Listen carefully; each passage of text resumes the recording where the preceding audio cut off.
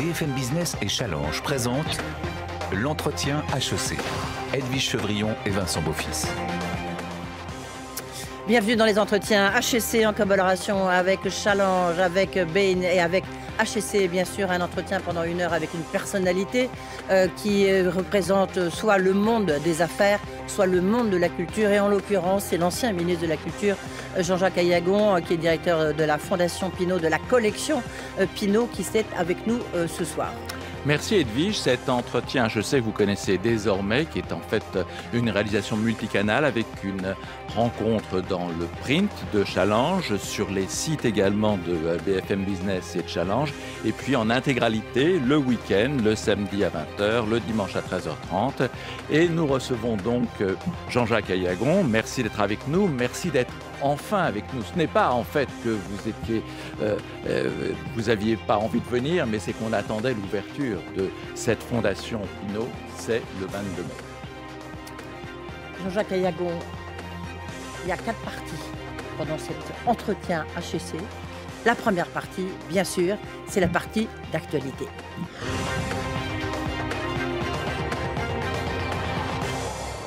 Et l'actualité, c'est donc effectivement l'ouverture de la Bourse du Commerce, le lieu parisien que François Pinault a voulu absolument pour ses expositions, qui jusqu'ici étaient présentées, on le sait, à Venise. Vous avez dirigé ce projet. Pourquoi Jean-Jacques Aillagon ce retour à Paris ? Écoutez, tout d'abord, vous avez dit que nous présentions les œuvres de la collection Pinault jusqu'à présent à Venise. Elles continueront d'être présentées également à Venise. Donc, François Pinault a réalisé un véritable réseau européen de musées avec un pôle italien et un pôle français à la Bourse de Commerce. Il a souhaité également revenir à Paris, tout simplement parce qu'il est français, parce qu'il est parisien, parce que dès le moment de son départ à Venise, ou du choix qu'il avait fait de présenter sa collection à Venise, il avait annoncé que lorsque les circonstances le permettraient, il aurait à cœur de réaliser un musée à Paris pour partager sa collection dans cette ville avec le public. Et il a fallu attendre 15 ans. Jean-Jacques Aillagon, oui, on va rappeler quand même qu'il y avait le Grand Loupé. Évidemment, il y avait la fondation qui normalement devait être à Boulogne. On s'en souvient, ça n'avait pas fonctionné. Donc, il est parti à Venise. Vous êtes parti à Venise. Et donc là, c'est le grand retour à Paris. On est quand même sur BFM Business, sur Challenge, avec HEC. Quel est l'engagement financier? Quel est le coût de cette incroyable restauration? Écoutez, il est significatif. L'ensemble des budgets affectés à la réalisation des travaux de restauration du bâtiment, parce qu'il s'agit d'un monument historique, et d'aménagement du bâtiment, s'élève à 160 millions, dans lesquels sont compris également les dépenses liées à la création de mobilier urbain pour les abords de la Bourse de Commerce. À cela s'ajouteront pendant 50 ans, puisque la concession consentie par la ville de Paris s'étend sur 50 années. Pendant 50 ans, la prise en charge totale, naturellement, du fonctionnement de cette institution, la production des expositions, la production de l'activité publique, l'accueil du public. Vous le voyez, c'est un engagement extrêmement solide, extrêmement significatif. Plus de 10 000 œuvres signées de 350 artistes, c'est gigantesque. Qui paye? C'est Kering, c'est Groupe Pinault, enfin le groupe Kering, ou c'est François Pinault? Non, il ne s'agit pas du tout d'une affaire corporate. Ce n'est pas le groupe Kering qui est engagé dans cette affaire, c'est la famille Pinault, à travers son holding familial, Financière Pinault, qui est l'unique soutien financier de la structure que nous avons appelée Collection Pinault, qui gère les musées à Venise, qui gère le musée à Paris et qui s'attache à développer la collection. Alors, dans la magnifique présentation, la brochure que vous avez faite sur le Bourse du Commerce, vous écrivez « Ce chantier n'a pas été un long fleuve tranquille ». Et pourtant, on a l'impression que c'est moins compliqué. Vous disiez effectivement que c'était une restauration, que par exemple, architecturalement parlant, un nouvel bâtiment comme ce qu'a été la Fondation Vuitton. Est-ce que finalement ça a été si compliqué comme vous le dites? Écoutez, ça a été compliqué comme tout chantier est compliqué, surtout quand ce chantier se déroule dans un monument historique. Dans un monument historique qu'on connaissait mal, puisque jusqu'à la veille de la prise en charge du bâtiment par la collection Pinault, il était encore occupé par les services de la Chambre de commerce et d'industrie de Paris et d'Île-de-France. Donc ce bâtiment, on l'ignorait. On ignorait par exemple ses fragilités structurelles. On s'est rendu compte en prenant en charge ce bâtiment que la portance des planchers était extrêmement faible. Donc il a fallu partout de façon à ce qu'on puisse présenter des œuvres éventuellement de points importants, renforcer les planchers. On s'est rendu compte, en creusant un deuxième sous-sol, de façon à créer des équipements techniques, qu'il y avait des poches de pollution très anciennes. Et donc il a fallu engager un chantier de dépollution.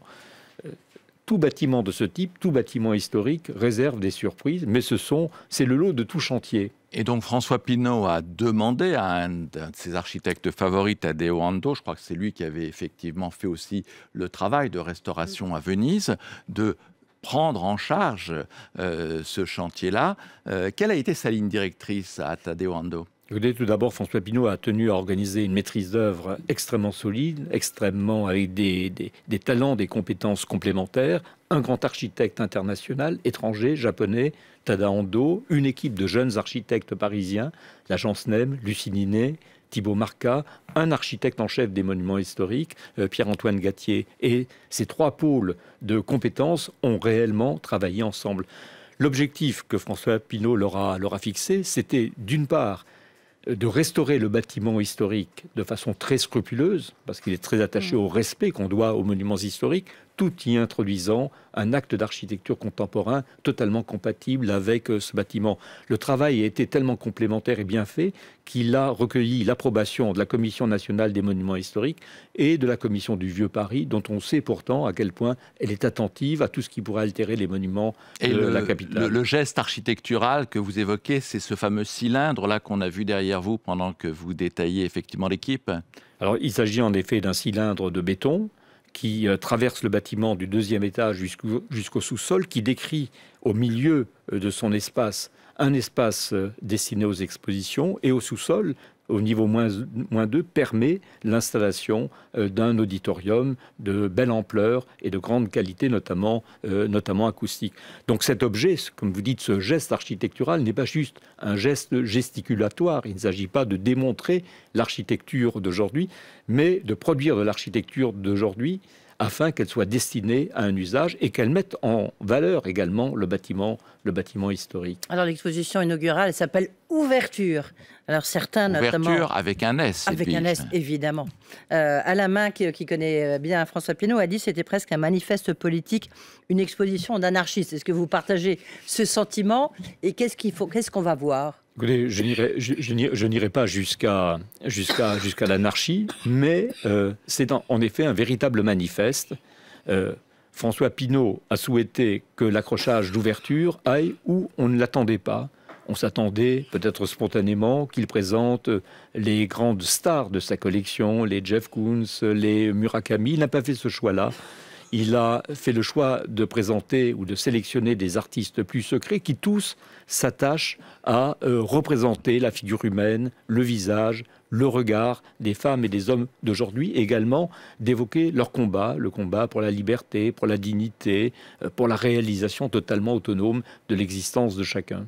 Alors l'ouverture de ce magnifique bâtiment, c'est le 22 mai, la date est formidable, 3 jours après la réouverture des musées. Vous êtes un ancien ministre de la Culture. Est-ce qu'effectivement il était urgent de rouvrir tous ces bâtiments pour que l'art soit de nouveau disponible? Écoutez, de façon générale, je crois qu'on ne peut pas indéfiniment confiner une société. Ça produit des troubles trop importants, ça brise la vie de beaucoup de gens, ça altère la relation des uns avec les autres. Donc on ne peut pas confiner à perte de vue, même au nom de considérations sanitaires. Il est évident que ces considérations sanitaires, naturellement, ne sont pas négligeables, mais il faut également rendre un peu de fluidité à la société. Jean-Jacques Ayagon, dans quel état se trouve la culture, le monde de la culture, après ces 15 mois de fermeture considérés comme non essentiels? Écoutez, je crois que le monde de la culture a subi de très très lourds dommages. Grâce au ciel, les mesures prises par le gouvernement ont permis de cantonner une partie des effets de cet empêchement de travailler normalement. Il y a un avant et un après, vous pensez? Il y a incontestablement un avant et un après, surtout dans la tête des gens. Je crois que nous ne regarderons plus le monde, nous ne regarderons plus la société, nous ne regarderons plus les autres, nous ne regarderons plus même nous-mêmes de la même façon.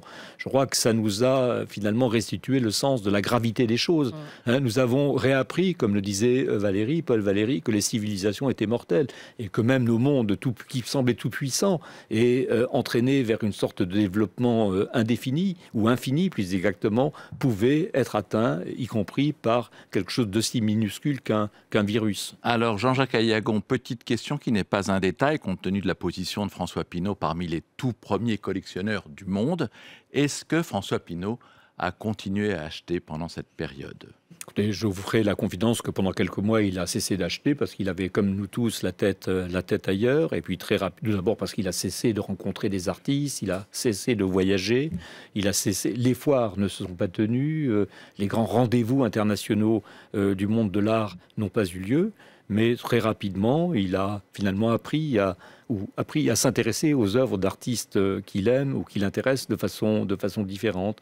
Et en effet, la collection a repris son rythme habituel. Jean-Jacques Aillagon, on va marquer une toute petite pause et on se retrouve juste après parce que c'est le brief de Bain avec Laurent Colombani, associé de chez Bain et compagnie, qui va nous présenter un peu votre stratégie, la stratégie en matière d'art.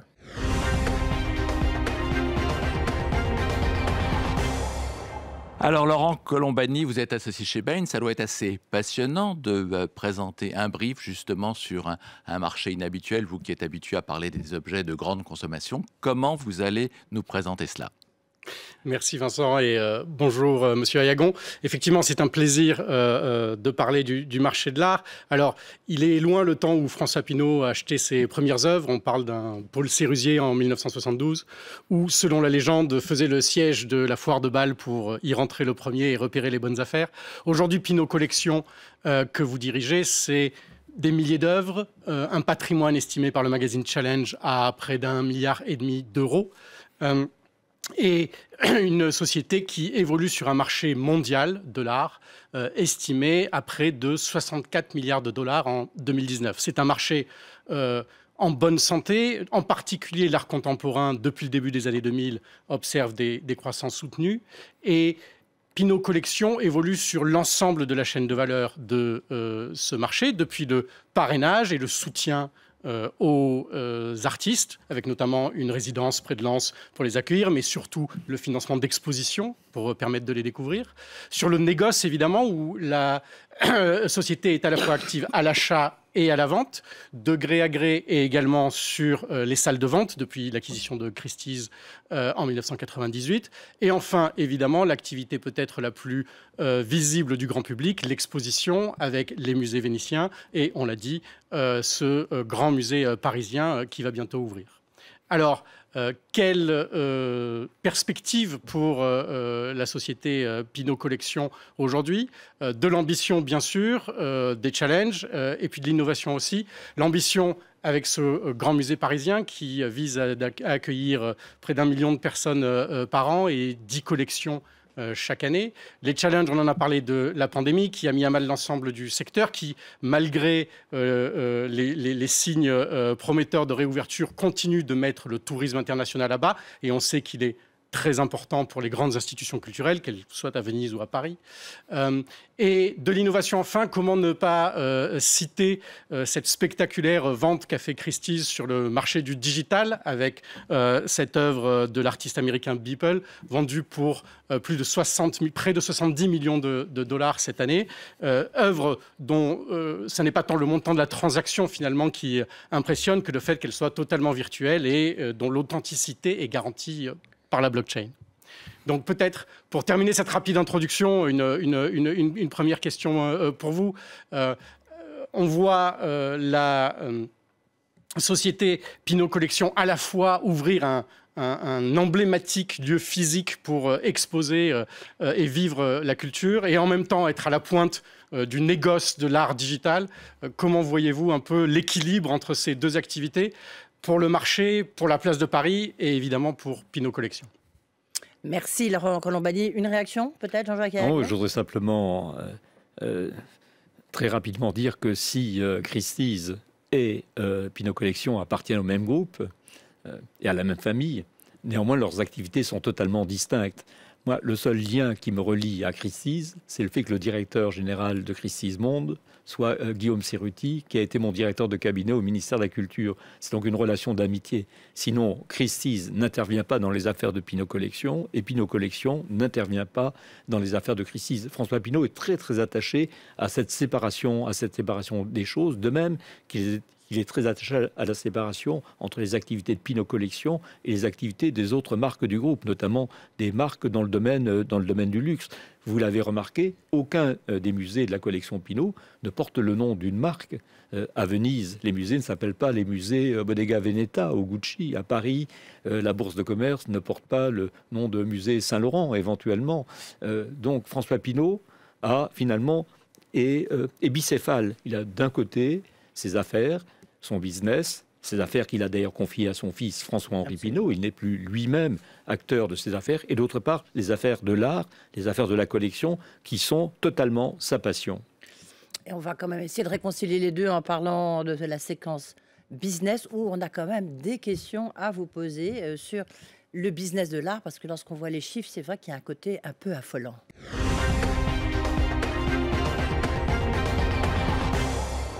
Jean-Jacques Ayagon, la Bourse du commerce, c'est un projet de Pinault Collection. Est-ce que ce n'est que de la philanthropie? Est-ce que quand même il n'y a pas derrière, lorsqu'on voit le montant des œuvres, on a vu qu'il a très bien acheté. En plus, quand François Pinault achète une œuvre, on sait que tout de suite elle a une plus-value immédiate, colossale. Il y a quand même un business de l'art, non? Il y a, de toute évidence, il y a un marché de l'art, et ce n'est pas une réalité contemporaine. Au XVIIe siècle, quand les princes disputaient Rubens et Van Dyck, ils faisaient de ces peintres des stars absolues d'un marché considérable. Au XIXe siècle, certains artistes ont atteint des prix exorbitants. Et donc aujourd'hui, il y a toujours un marché de l'art. La simple différence avec ce qui pouvait se passer hier ou avant-hier, c'est que ce marché est désormais un marché mondialisé.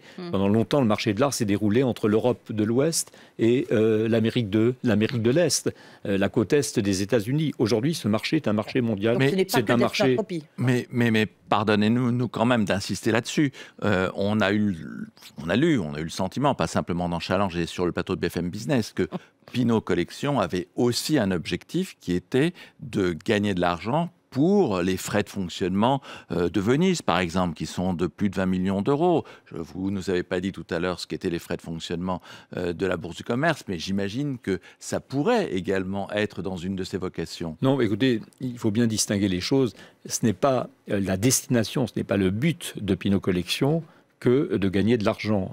François Pinault gagnera beaucoup plus d'argent dans ses autres affaires que dans cette affaire-là, qui est une affaire coûteuse. On n'a jamais vu personne gagner de l'argent en ouvrant un musée d'art contemporain. C'est un exercice totalement impossible.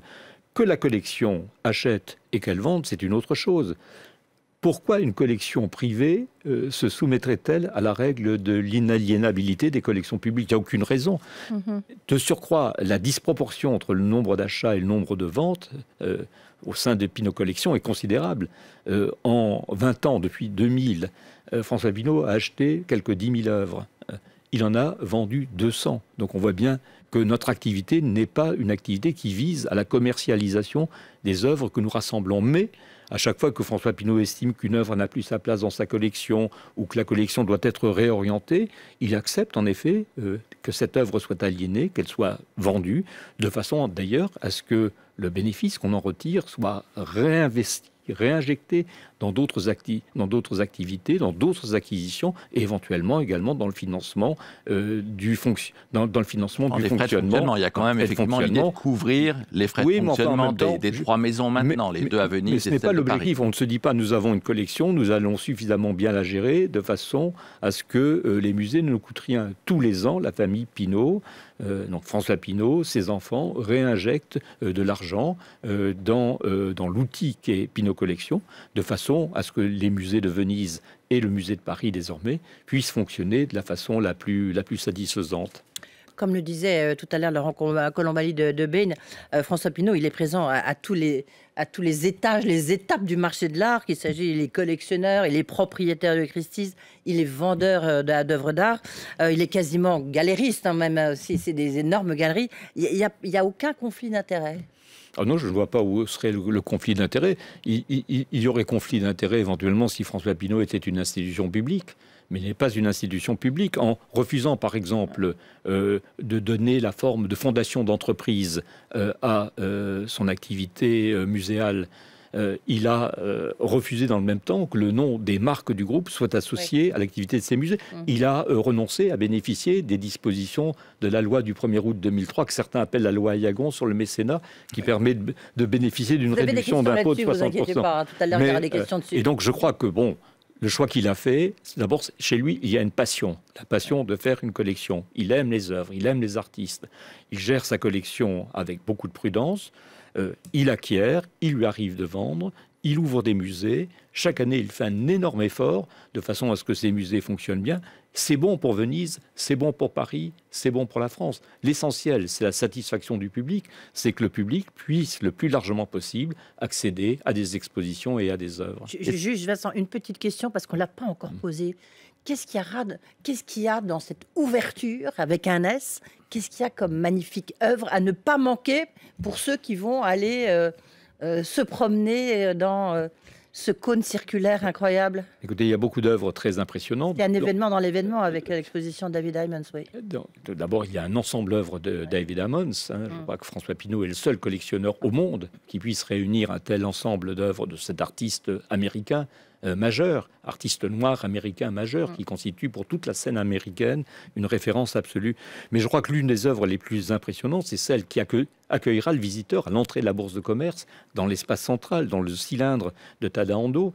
Cette œuvre, c'est une œuvre d'un artiste suisse qui s'appelle Urs Fischer, et il s'agit d'une reproduction en cire de l'enlèvement des Sabines de Jean de Bologne, de la loge des Lanzi à Venise, sauf que cette reproduction, elle est en cire, et que le jour de l'ouverture au public, il sera mis feu à cette énorme bougie qui va donc se consumer, comme pour nous inviter à réfléchir aussi à la fragilité des choses et même parfois à la vanité des choses. Les grands artistes des 16e, 17e siècles ont souvent, en peignant des natures mortes, représenté des crânes et des éléments de décor ou des éléments de la nature qui, se décomposant, nous rappellent la fin dernière des choses. Cette œuvre est également une immense vanité et je pense que le public va être très impressionné par sa présence. À condition d'y aller pas trop tard, puisqu'elle se consomme, elle se consume, pardonnez-moi, elle se consomme aussi tout au long de la durée de l'exposition.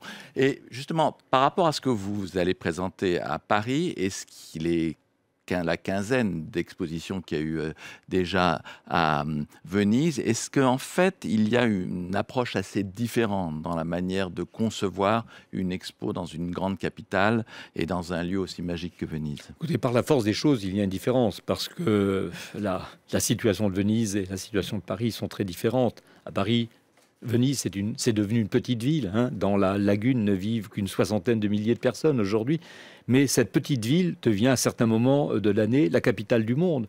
Quand s'y tiennent la Biennale d'art ou la Biennale d'architecture, le monde entier se retrouve à Venise. Donc la programmation de Palazzo Grassi et de la Pointe de la Douane sont des programmations très saisonnières, très événementielles, qui s'appuient totalement sur la force de ces grands événements internationaux. À Paris, en revanche, l'offre culturelle, elle est immense, et donc il faut non pas rivaliser, mais il faut tenir compte de la force de cette offre culturelle et s'inscrire dans cette logique-là. Donc une programmation plus intense, une programmation également plus rythmée, de façon à ce que sans cesse l'intérêt du public pour la Bourse de commerce se renouvelle. Est-ce qu'on pourrait pas dire que François Pinault est plus galeriste à Venise et plus collectionneur à Paris? Non, j'ai lu ça quelque part. En effet, c'est d'une totale malveillance. Il programme avec le même équilibre, la même équité, la même passion, le même amour de l'art à Venise qu'à Paris. Actuellement, dans quelques jours, nous allons ouvrir à Venise une grande exposition Bruce Nauman, un des plus grands artistes américains de notre temps. Croyez-moi, dans cette exposition, il n'y a rien à acheter, il n'y a rien à vendre. Quelle différence, je continue sur la question de Vincent, quelle différence y a-t-il entre les approches artistiques de la Fondation Vuitton de Bernard Arnault et votre collection de François Pinault? Est-ce qu'il y a une approche différente? Oui, incontestablement. Tout d'abord, Bernard Arnault a également engagé la constitution d'une collection. Et d'ailleurs, souvent, on peut remarquer que des artistes qui sont dans la collection de l'un sont également dans la collection de l'autre. C'est possible d'avoir Oui, bien deux sûr, frères bien ennemis. sûr, Oui. bien sûr. D'abord, je crois que ces deux hommes ne sont pas des frères ennemis. Ils ont été concurrents, parfois très très vigoureusement, mais ils se connaissent et je crois qu'ils se respectent mutuellement. Et c'est très bien comme ça. Donc ils ont fait des collections. Celle de François Pinault, de toute évidence, est plus importante. Elle est plus ancienne, elle est plus importante.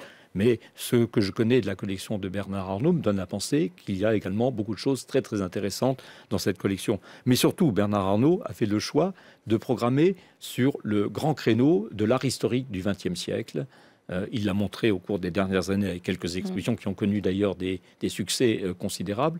C'est un terrain sur lequel François Pinault n'a pas souhaité s'engager, estimant que Bernard Arnault y était déjà, estimant que le Centre Pompidou et le Musée d'Art Moderne et la Réunion des musées nationaux y étaient déjà. Donc il a préféré s'engager sur le terrain plus difficile, il en est bien conscient, de l'art d'aujourd'hui, de l'art contemporain. Il reste que 10 000 œuvres achetées, le chiffre est vraiment fascinant. Et comme effectivement il veut que ce soit la collection d'une vie, est-ce qu'il se pose la question de savoir comment son fils, qui a hérité avec ses frères et sœurs de ce qu'est l'entreprise Kering, est-ce que son fils va partager cette même passion pour l'art contemporain ? Écoutez, il a naturellement le souci que ça continue après lui. Bon, je lui souhaite de vivre très très longtemps et de conduire cette affaire le plus longtemps possible. Mais j'ai noté avec beaucoup d'émotion et également d'attention qu'au moment où il a pris la décision de s'engager dans la bourse de commerce, il a bien pris soin d'associer à sa décision son fils et ses petits-enfants, parce qu'il souhaite en effet... Et pas sa fille, pas ses filles.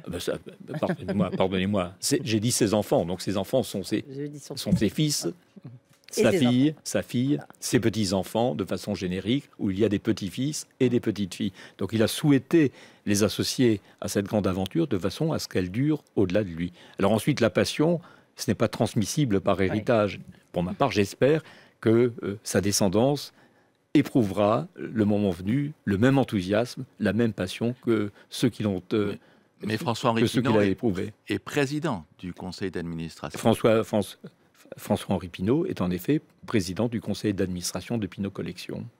Et croyez-moi, il est très attentif à ce que nous faisons. Il est très attentif également à laisser à son père, qu'il respecte beaucoup, toute l'étendue de sa responsabilité à l'égard des affaires artistiques de la maison. Allez Vincent, allez Jean-Jacques Ayagon, on va marquer une pause. On se retrouve juste après pour la deuxième partie, micro-trottoir. Question très intéressante, vous le verrez les alumni. Et puis bien sûr après la conclusion avec des questions un petit peu plus personnelles. L'entretien HEC avec Challenge sur BFM Business. BFM Business et Challenge présentent l'entretien HEC. Edwige Chevrillon et Vincent Beaufils. Retour sur le plateau donc de l'entretien HEC avec l'immense chance d'avoir Jean-Jacques Ayagon au moment où la Fondation Pinault ouvre sa bourse du commerce à Paris. Et nous allons introduire cette deuxième partie avec quelque chose d'inhabituel, en fait un micro-trottoir sur l'art. C'est généralement pas sur ces sujets-là qu'on tend le micro et on ne le tend pas non plus sur le campus d'HEC. Écoutez Jean-Jacques Ayagon. En temps normal, tu vas souvent au musée ou pas trop ?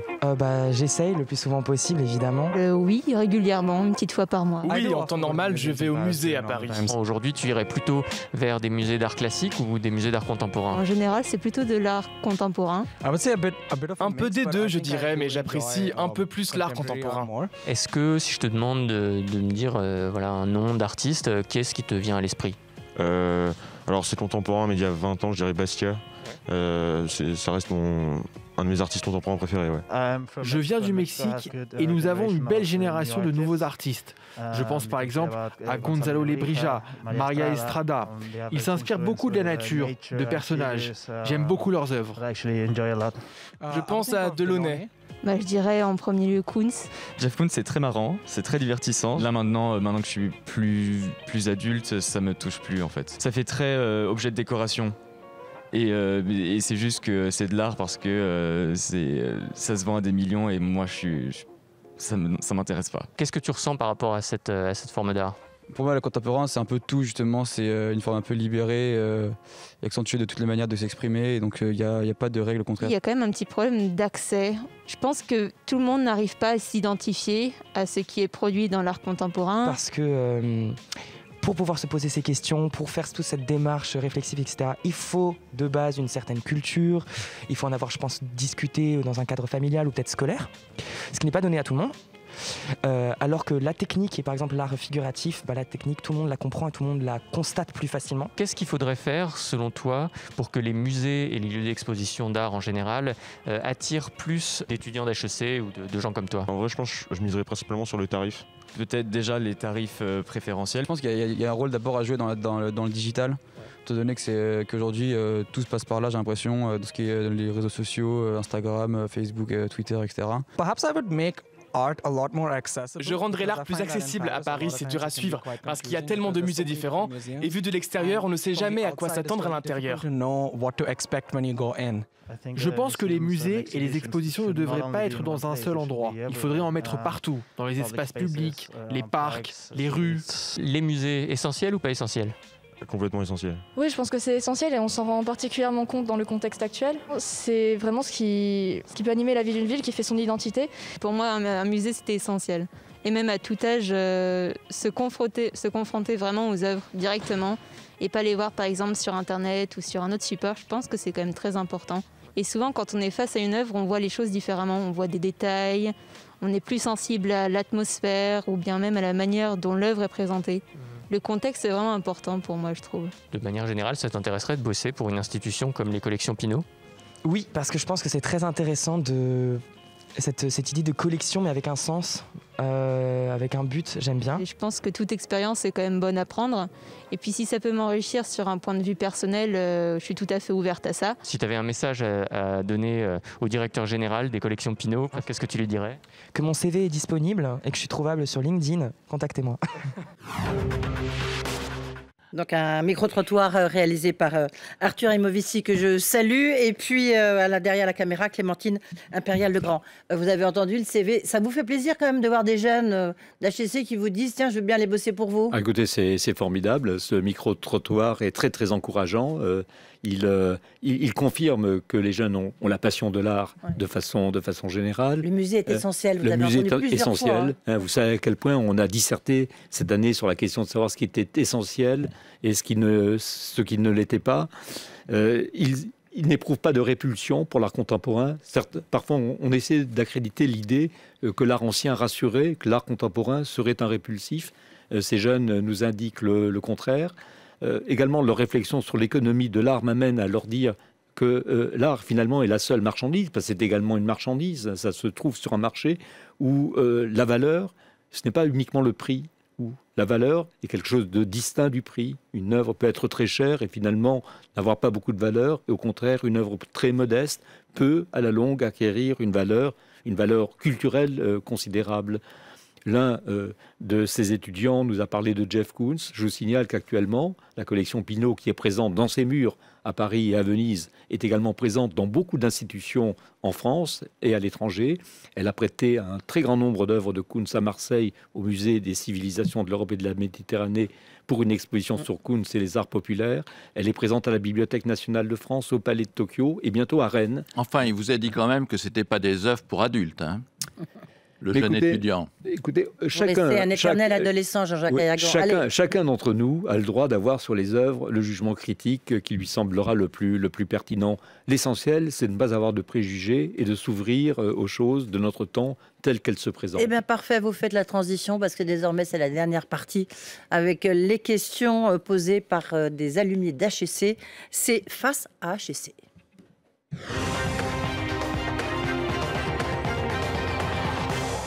Donc des questions qui ont été posées par des alumni d'HEC, je le disais, 9 questions. La première, et puis à chaque fois vous allez répondre. Vous allez voir, il y a des personnalités du monde de l'art aussi. Ben, notamment la première question qui est posée par Manuel Rabaté, qui est directeur du Louvre Abu Dhabi. On l'écoute. Bonjour, Manuel Rabaté, directeur du Louvre Abu Dhabi. Je suis HEC moi-même et très fier de vous saluer et de saluer la naissance à venir de la Bourse du Commerce. Je vous parle en ce moment depuis le Louvre Abu Dhabi lui-même. Nous sommes sous le dôme de Jean Nouvel. Ma question est très simple.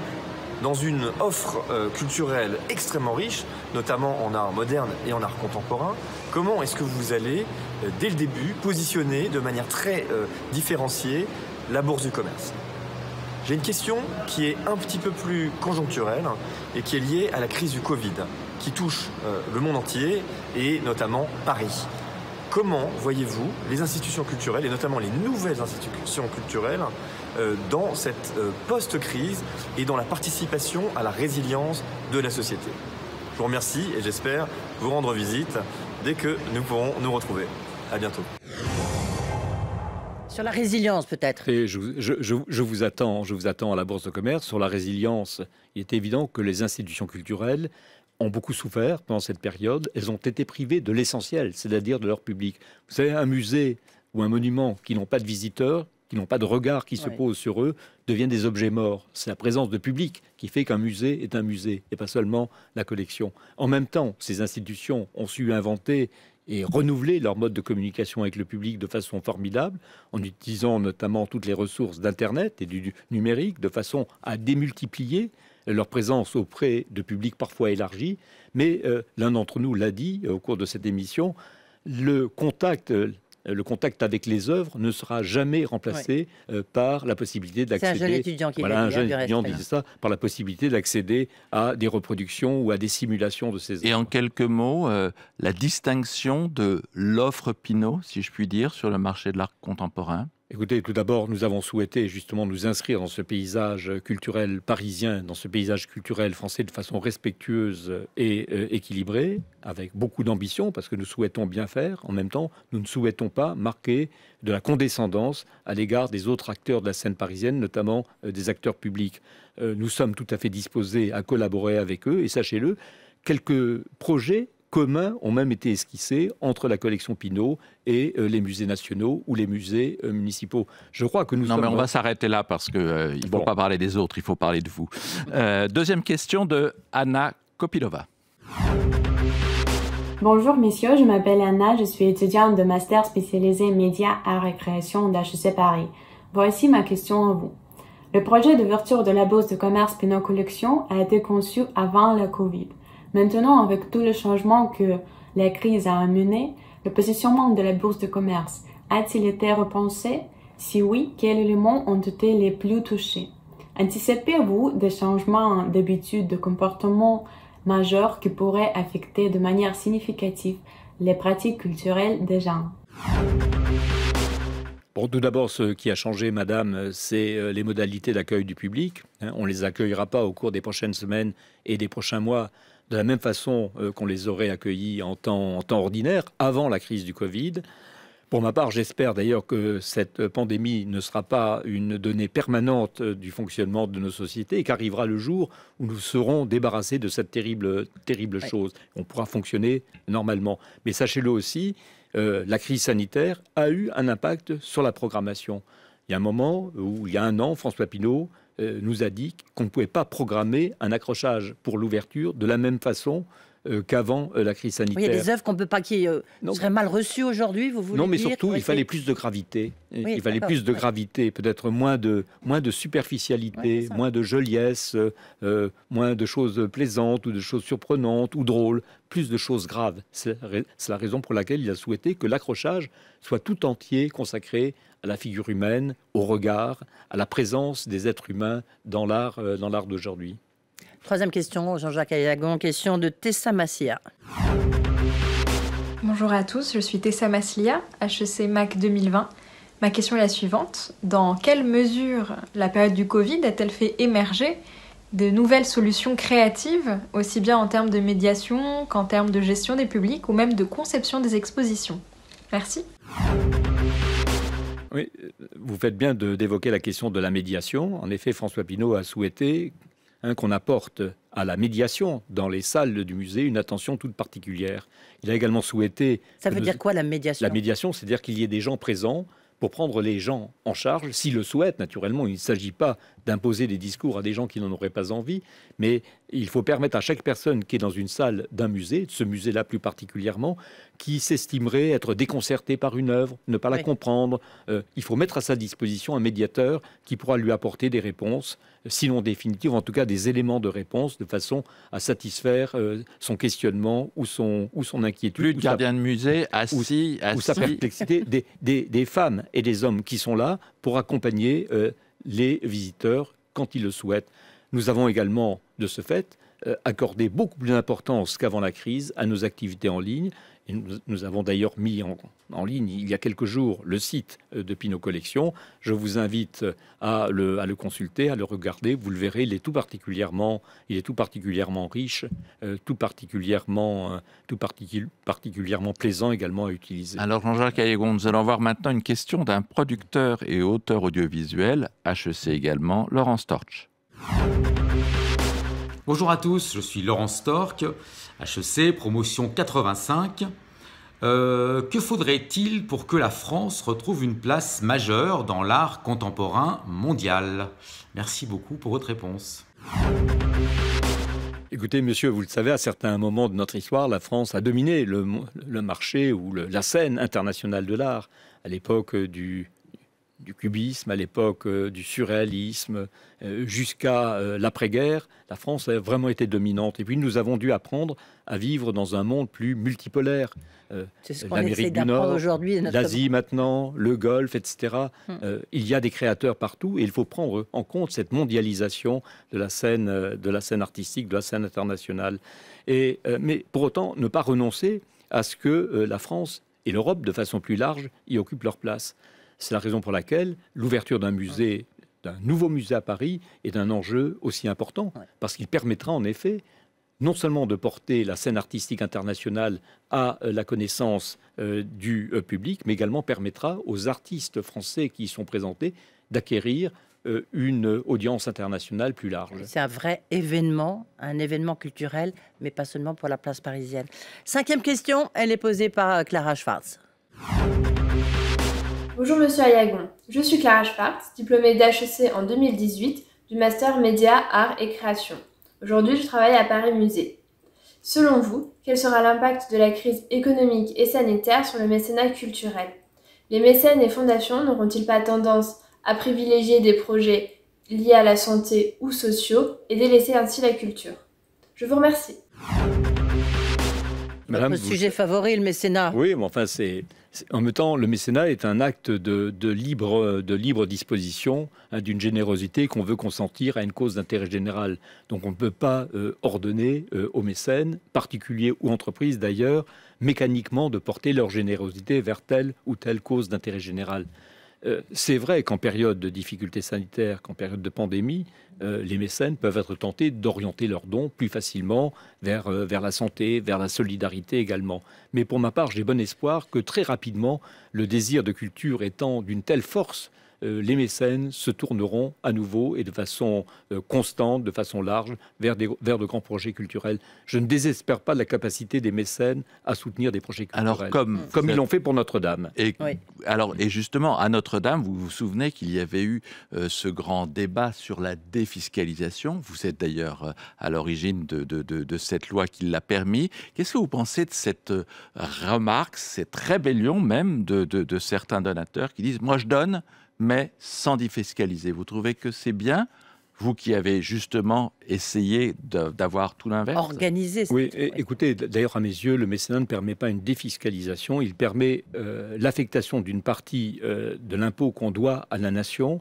à une cause qu'on a choisie. C'est la même chose, vous jouez sur les mots. Mais il y a des défiscalisations qui sont plus ou moins intéressées.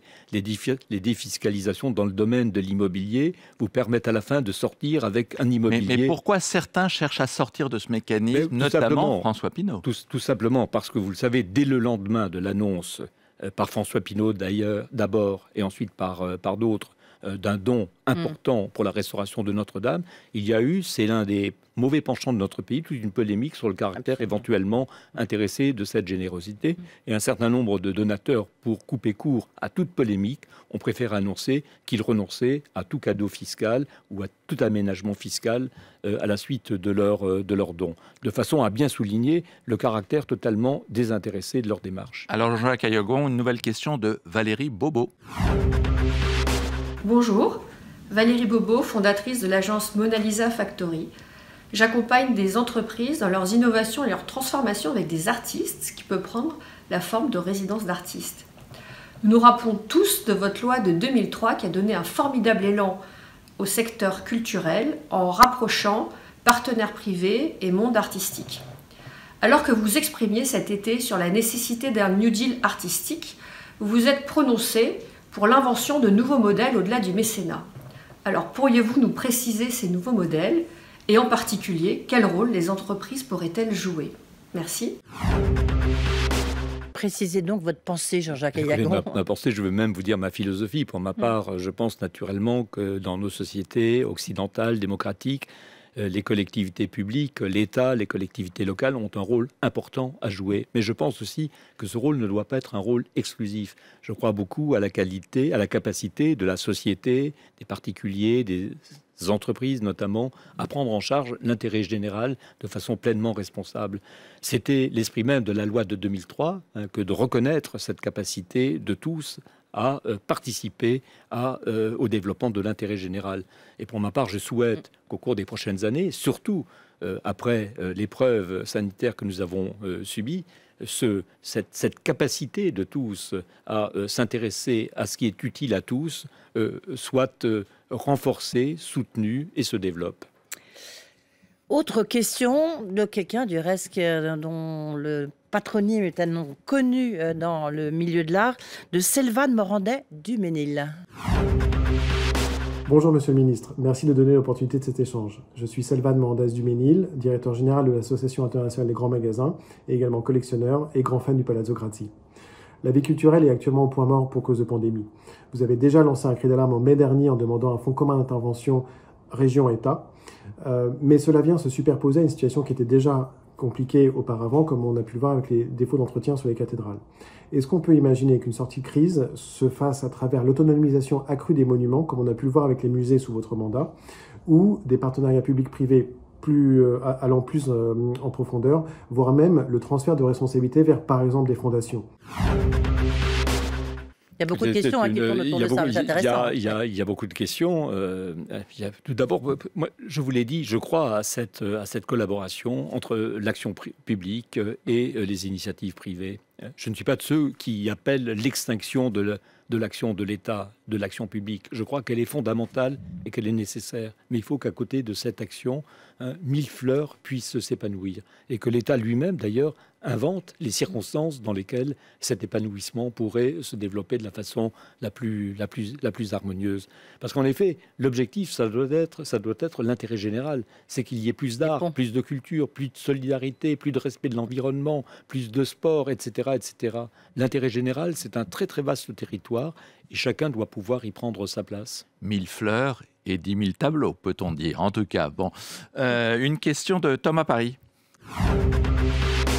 Bonjour Monsieur le Ministre, je m'appelle Thomas Paris et je dirige le master d'HEC MAC, Média Art Création, qui prépare des jeunes à des carrières dans tous les domaines de la culture. Vous incarnez, par votre parcours, beaucoup de ce en quoi nous croyons profondément. La passion, l'engagement pour la culture dans ses différentes formes, dans une approche la plus ouverte possible quant aux modalités d'action. La crise actuelle va sans doute amener des mutations profondes pour la culture, dans ses formes d'accès, ses modèles économiques, sa place dans la société et dans les politiques publiques. Dans ce contexte et au vu de votre expérience, quelle est, selon vous, la position la plus utile pour les jeunes qui souhaitent s'engager? Doivent-ils aller plutôt dans le public, à l'échelon national ou territorial? Doivent-ils aller vers le privé? Ou est-ce que les formes d'action les plus pertinentes ou les plus utiles seront plutôt vers l'entrepreneuriat ou encore d'autres formes? Écoutez, monsieur, vous le savez, ma vie professionnelle s'est parfois déroulée dans le cadre de responsabilités publiques et parfois dans le cadre d'initiatives privées. Pour ma part, ce qui m'a toujours importé, c'est la qualité des projets mis en œuvre. Et donc, pour répondre à votre question, je souhaite que demain, le plus grand nombre de talents se dirigent vers le service public de la culture, celui de l'État, celui des collectivités locales, et que d'autres grands talents se dirigent vers des initiatives privées. On remarque d'ailleurs de plus en plus qu'il y a des ponts, des passerelles entre l'activité publique, l'activité privée, et on rencontre de grands talents qui passent successivement d'une activité, d'un type d'activité à l'autre. Il faut cesser d'ériger entre ces deux domaines de l'initiative des barrières qui seraient infranchissables. Je pense que la France, que l'Europe, que le monde ont besoin de tous les talents. Et ce qui est intéressant, c'est de voir qu'il y a une sorte d'internationalisation des parcours. C'est-à-dire que, par exemple, si c'est un étranger qui prend la direction de l'Opéra de Paris, à l'inverse, c'est des Français qui prennent la direction d'un musée américain, on voit qu'il y a vraiment maintenant un marché de l'art international, quel qu'il soit. Dernière question, Jean-Jacques Ayagon, c'est une question de Vincent Baudouin. Bonjour, Jean-Jacques Ayagon, Vincent Baudouin à Paris. Tous les jours, nous découvrons des grands et nouveaux artistes chinois. Je pense par exemple à San Yu, dont les œuvres ont atteint jusqu'à 40 millions de dollars chez Christie's Maison Pinault récemment. La foire de Hong Kong, Art Basel, le Centre Pompidou à Shanghai, West Bund ont ouvert et connaissent un grand succès. Pouvez-vous nous parler de l'ouverture du marché chinois, éventuellement de vos projets, et bon courage pour l'ouverture des collections à Paris. Merci, à bientôt. Écoutez, merci pour vos vœux. Bon, la Chine est un grand pays. On a à l'apprendre à personne. C'est un grand pays d'une grande civilisation. C'est un pays également qui désormais se tourne vers la modernité, vers l'expression contemporaine de l'expression artistique avec beaucoup d'enthousiasme. Le marché chinois, c'est une réalité, mais je reviens vraiment à cette conviction très profonde qu'il ne faut surtout pas réduire l'approche qu'on a de l'art aux seules réalités du marché. La Chine est à mes yeux important parce qu'il y a des artistes, il y a des créateurs, il y a des musées. Le public, les Chinois, les étrangers qui vont en Chine peuvent rencontrer des œuvres dans des musées, privés ou publics. Cessons d'avoir les yeux fixés sur les seules performances d'un artiste sur le marché international. Ça devient même, à force, extrêmement malsain pour la considération que les gens portent à l'art. Que le Salvador Mundi vaille plusieurs centaines de millions de dollars, finalement, c'est pour moi une réalité accessoire. Ce qui compte, c'est la qualité de cette peinture. Allez, on arrive au terme de cette émission. Les questions plus personnelles en termes de conclusion.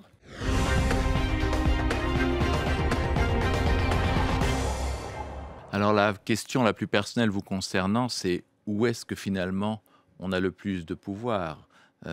Comme ministre de la Culture, vous l'avez été à l'établissement public de Versailles, ou maintenant dans le privé, mais est-ce tout à fait dans le privé à la tête de la Fondation Pinault?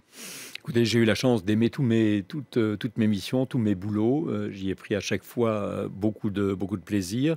Bon, mais sur le fond, allez. Non, mais écoutez, j'ai été de la même façon satisfait et heureux dans chacune de mes responsabilités. Et d'ailleurs, si j'avais cessé de l'être, je les aurais quittées. Mais vous n'avez pas plus de liberté maintenant avec François Pinault? Non, il y a entre François Pinault et moi vraiment une ancienne, désormais connivence, une grande amitié également. Je peux le dire, mais néanmoins il est mon patron, c'est lui qui fait des choix, c'est lui qui arbitre, et je respecte beaucoup finalement cette hiérarchie. Ce n'est pas parce que j'ai été ministre que je tente de me soustraire finalement à cette force de la responsabilité du collectionneur. Je la respecte parce que c'est la règle du jeu au départ. Dans les établissements publics, on est finalement assez libre, parce que la tutelle de l'État ne s'exerce souvent que sur des petites choses. Elle est tatillonne sur les petites choses et négligente sur les grandes. Et donc finalement, on a beaucoup de liberté. Alors, pour terminer ensemble ce moment formidable que l'on a passé, il faudrait peut-être revenir à l'art et à vous demander, vous, si vous deviez emporter une œuvre avec vous, laquelle emporteriez-vous? Mais avec deux questions, dans la collection Pinault et dans la collection du Monde.